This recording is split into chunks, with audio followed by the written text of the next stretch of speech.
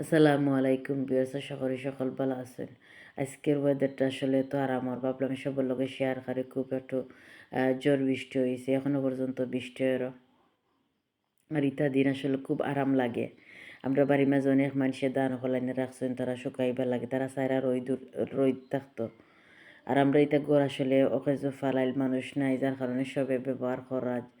আর আমরা এগুলো সব ফাঁকা থাকার কারণে সবাই না দান অকল শুকায়রা। ভাবলাম মতো সুন্দর ওয়েদার যখন কিছু বানাইয়া খাই, আমি খাসারি ডাল ভিজাইছি। আর সামান্য ফুলাও করা লাগে, আসলে আমি রোজা রাখছি, যার কারণে ভাবলাম ইফতারি লাই কোনো কিছু রেডি করি।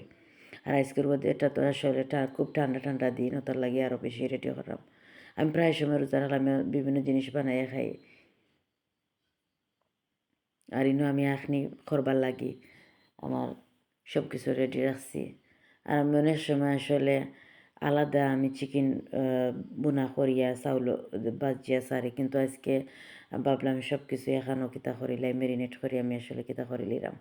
আর ফলে আমি আসলে চিকেনটা রাঁধিলিরাম আর আমি পেঁয়াজ আদা রসুন আর সামান্য টমেটো আর লবণ দিয়ে আসলে আগে বাজরাম। আর ডালচিনি এলাচি এগুলো তো আর অবশ্যই দিলাম। আসলে অনেকে শেয়ার করুন কিতা দিন না দিন, আমি আসলে এগুলো তো শেয়ার করি না, কারণ আমি তো জানি সবে মোটামুটি সকলে হইতে পারেন, যার কারণে মতো তা হয় নাই। আমার চিকেনগুলো আগে আমি একটু বুনি নিলাম। আমি আসলে খালি জিরা পাউডার হলুদ আমি ব্যবহার করছি না, কারণ ম্যাক্সিমাম আমি বুনা খিচুড়ি কুকার যে ফুলাও যদি রান্ধি আমি হলুদ ইউজ করি না। এখন আসলে এগুলো আমি আসলে চিকেন খিচুড়ি খাওয়া যায়, এগুলো কিন্তু ফুলা বানায়। চিকেন দিয়ে আমি খিচুড়ি বানাইলাম। সামান্য অল্প চিকেন দিছি আমি অতটা বেশি দিছি না। আর সামান্য দুধ ইউজ করছি যাতে সাদা থাকে। আর দুধ ইউজ করার কারণ হয়েছে সাদা থাকবার লাগে, আমি কিন্তু হলুদ দিছি না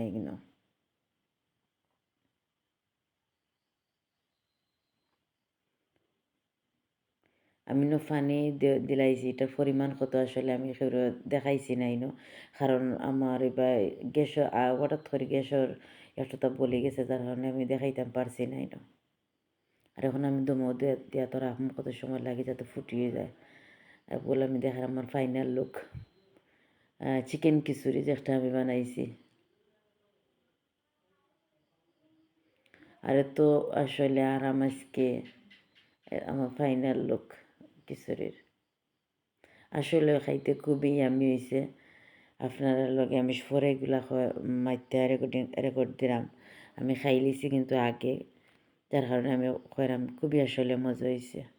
আসলে আমি জানি না আমার ভিডিও কার কেমন লাগে, অনেকের হয়তো ভালো লাগতে পারে না। আর আমার আসলে গলার টোনটা তেমন একটা ভালো নাই, কারণ আমি বেশিরভাগ ঠান্ডা পানি খাই। আমার গলার টোন সবসময় একটু ভাঙ্গা ভাঙ্গা থাকে, আমি অনেক সময় গলা বেদনা থাকে। আর ইদানিং খুব একটু প্রবলেম করেন আমার, আমি বেশি ঠান্ডা পানি খাইলে এরম।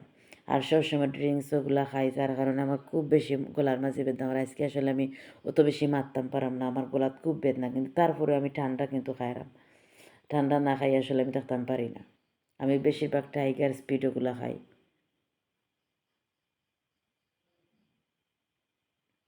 আর ভাবলাম সামান্য গরু মাংস দিয়ে খাইয়া দেখি, আসলে গরু মাংস দিয়ে খিচুড়ি খাইতে আরও বেশি মজা লাগে।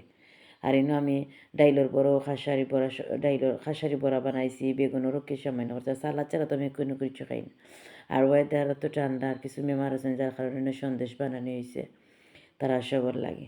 আসলে আমার ভিডিও যদি আপনারা সবার ভালো লাগে তাহলে অবশ্যই একটা লাইক বা কমেন্ট করবা। আর বিশেষ করে আমার চ্যানেলটা সাবস্ক্রাইব করে দিবা। আর ভালো থাকবা সকল। আর সন্দেশ দিয়ে আমি চা খারাম যেটা হয়েছে আসলে আমার একটা প্রিয় খানি। ভালো থাকবা আর আমার ভিডিও এনজয় করবা। আল্লাহ হাফেজ।